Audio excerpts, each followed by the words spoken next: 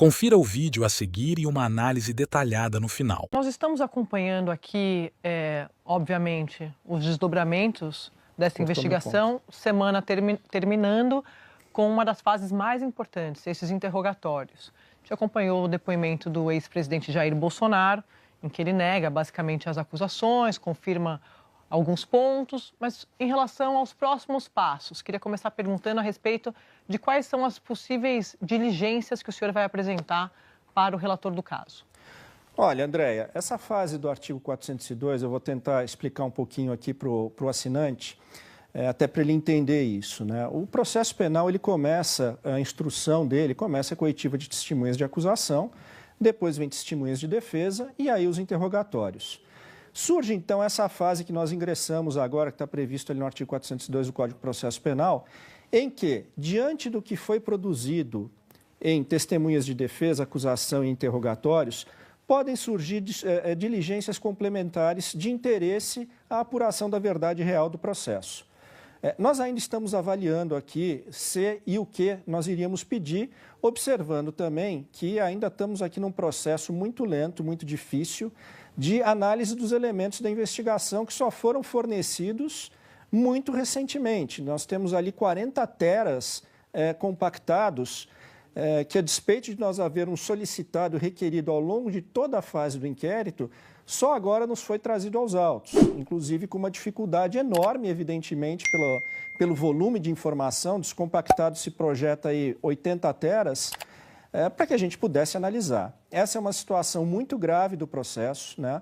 Nós temos denunciado isso recorrentemente e que compromete aqui a amplitude de defesa. Mas, na medida do possível, estamos procurando fazer uma análise do que for possível e, eventualmente, pedir novas diligências. A gente não tem cravado ainda o que seria pedido.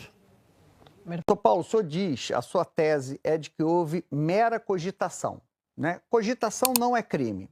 Eu reclamei, o Alexandre de Moraes não foi justo, eu não mostrei a foto do Lula com ditadores, perdi por isso. Cogitação. O que a gente pode fazer? Cogitação. A denúncia é de que houve o início da execução. Quando você tem um ato que inicia a execução, aí tem crime, aí tem tentativa. Quando o Bolsonaro se reúne com ministros militares, é exibido na tela vários considerandos, entre eles, e que ninguém desmentiu, de que a Justiça Eleitoral violou o princípio da moralidade, e aí depois teria as consequências. Isso não é um ato de execução, ou seja, uma reunião do presidente com comandantes militares para sondar sobre essas iniciativas, já não sai do campo da cogitação e entra no plano concreto da tentativa de golpe de Estado? Sua pergunta é muito pertinente, Otávio. Eu tenho insistido nisso. Eu vou partir, não vou entrar nem nos pormenores do que seria o que foi projetado na tela, as condições, etc., porque para responder satisfatoriamente as perguntas eu não preciso nem descer nesse detalhe. Como eu disse para vocês, os crimes contra o Estado Democrático de Direito, tentativa de golpe, etc., todos eles são chamados crimes de forma vinculada, ou seja, eles só podem ser cometidos mediante violência ou grave ameaça. E essa dicção existe em todos esses crimes. Se você não tem um início de um ato violento, não começa um ato violento, você não tem início de execução. Você ficará um ou dois passos atrás, ou no ato preparatório ou na cogitação, que são impuníveis. E é importante, até aproveitando o gancho dessa sua pergunta, Guedes, é importante a gente perceber o seguinte: é fundamental a existência da exigência de que o ato seja violento ou decorrente de grave ameaça. Se você subtrair da redação desses artigos esta exigência, você vai ter simplesmente um artigo que vai dizer assim: tentar derrubar o Estado Democrático de Direito, atentar contra as instituições.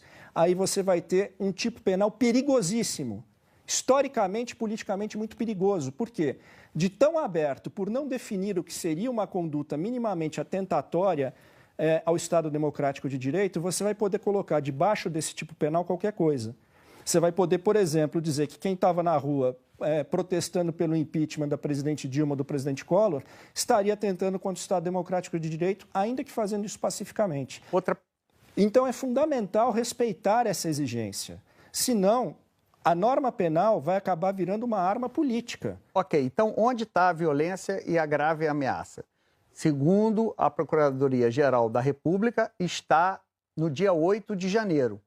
E ela atribui a Bolsonaro as consequências, essa consequência da violência e da grave ameaça, o 8 de janeiro.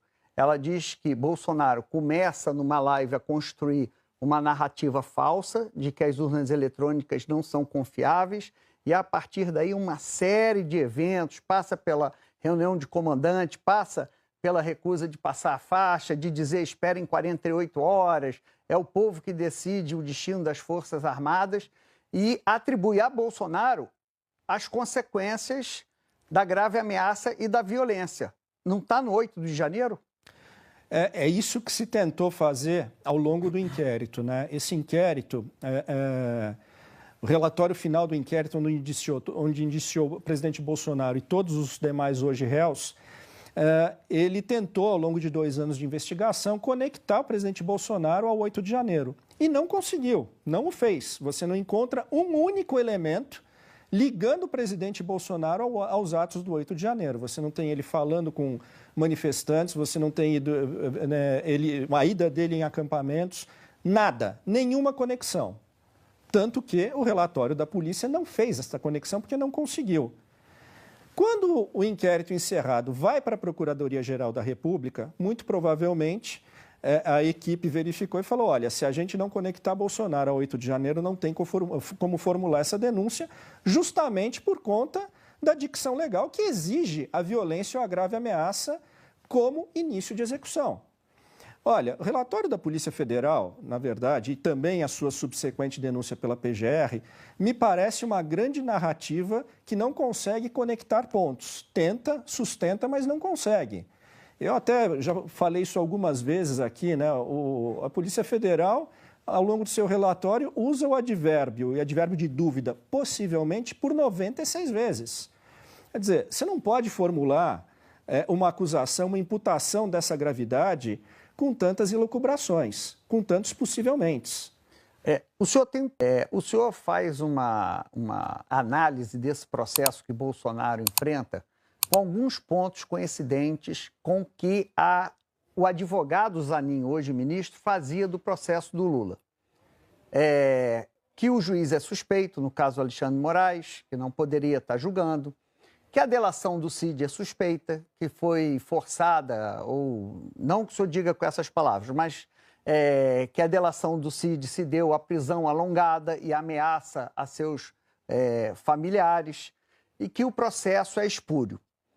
Só que quando o Lula chega na frente do Moro, ele mantém uma posição firme, né, de alguém dizendo, olha, esse processo é espúrio. O comportamento do seu cliente foi diferente.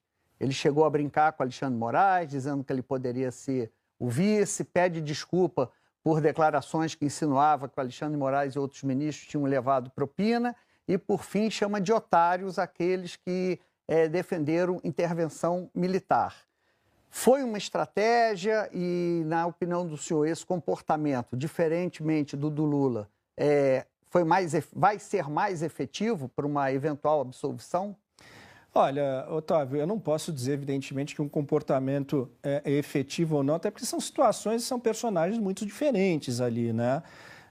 O presidente Lula estava sendo julgado em primeira instância, o presidente Bolsonaro está sendo julgado em instância única, original. Os casos são completamente distintos entre si, a despeito de você acertadamente reconhecer algumas teses jurídicas coincidentes, notadamente a questão de suspeição. Mas agora, por que ele teve essa atitude? Bom, evidentemente, ele se entrevistou com a defesa antes do interrogatório para que a gente pudesse efetivamente bater todos os pontos da denúncia. E a nossa orientação de comportamento é que o interrogatório prosseguisse de uma forma urbana, serena e normal. Havia o receio, evidentemente, nós acompanhamos os depoimentos de algumas testemunhas de defesa e de acusação, onde houve alguns momentos de estresse, e nesse ponto o ápice talvez tenha sido o depoimento do ex-ministro Aldo Rebelo. Graças a Deus, ótimo, a bem da justiça, a bem da serenidade do processo, nós não tivemos nenhum episódio nesse sentido. De sorte, o presidente Bolsonaro, em termos de comportamento, foi absolutamente exemplar, né? Teve todo o respeito à Casa da Justiça, enfim, como deveria ser qualquer tipo de audiência. Então, Vossa Excelência, só rapidamente, é um direito de resposta. Eu fiz os pontos coincidentes do seu discurso e do Zanin, sem entrar no mérito de uma declaração ou outra. Em lugar, eu acho o seguinte, se esse processo se pautar estritamente pela técnica jurídica, não há como condenar o presidente Bolsonaro e eu acredito firmemente nas teses de defesa que estão aqui colocadas. Aliás, não seria nem para ver a própria ação penal. Se o processo for pavimentado, a sua decisão for orientada pelo viés político, eu já não posso afirmar o mesmo. E sobre prisão domiciliar, bem, a defesa está vivendo um dia por vez, aguardando que esse processo seja decidido de forma estritamente jurídica. Mas então não está descartado, esse cenário não está descartado. Não, mas não está debatido, André. A gente acredita na absolvição do cliente. A entrevista do advogado de Jair Bolsonaro à Globo News foi um exemplo claro de lucidez jurídica, firmeza argumentativa e compromisso com os princípios constitucionais do devido processo legal. Em um cenário de intensa perseguição política, a defesa do ex-presidente vem se posicionando com equilíbrio e competência, enfrentando uma avalanche de acusações que, como bem ressaltado na entrevista, carecem de provas concretas e se apoiam em narrativas frágeis.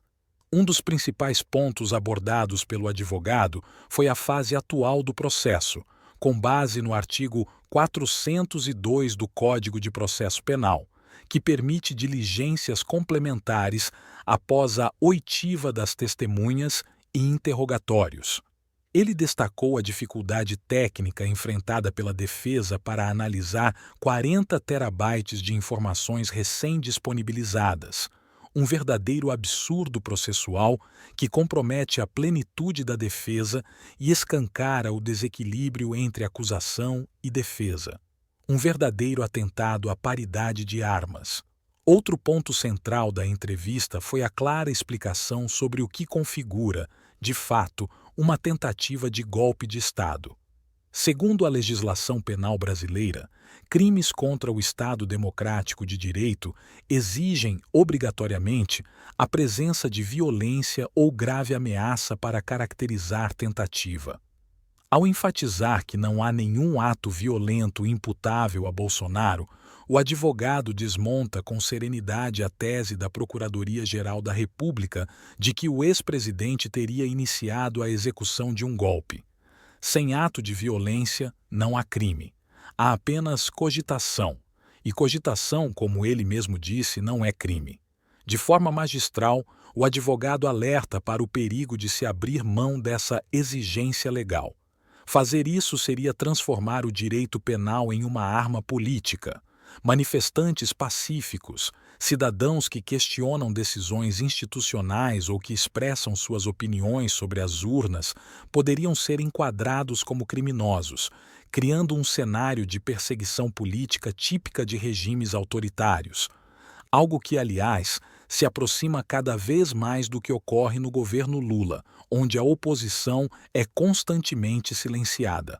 A crítica à tentativa forçada de ligar Bolsonaro aos atos do dia 8 de janeiro é outro ponto forte da entrevista. O advogado mostra que, mesmo após 2 anos de investigações, a Polícia Federal e o Ministério Público não conseguiram estabelecer nenhuma conexão real entre Bolsonaro e os eventos daquele dia. A denúncia se apoia em conjecturas e suposições. O uso de expressões como possivelmente, repetidas 96 vezes no relatório, comprova a fragilidade das acusações. A entrevista também abordou com maturidade o comportamento de Bolsonaro durante o interrogatório, destacando sua postura respeitosa e serena, algo que contrasta com a agressividade esperada por parte da acusação. Diferentemente de Lula, que atacava juízes em primeira instância, Bolsonaro optou por respeitar o judiciário, mesmo tendo motivos para questionar a imparcialidade de Alexandre de Moraes. Por fim, o advogado foi direto. Se o julgamento se pautar pela técnica jurídica, a absolvição de Bolsonaro é inevitável. Mas, se for conduzido por interesses políticos, o risco de injustiça é real. Essa afirmação traduz o sentimento de milhões de brasileiros que enxergam no atual governo e em parte do judiciário um viés ideológico que ameaça as liberdades fundamentais e o Estado de Direito.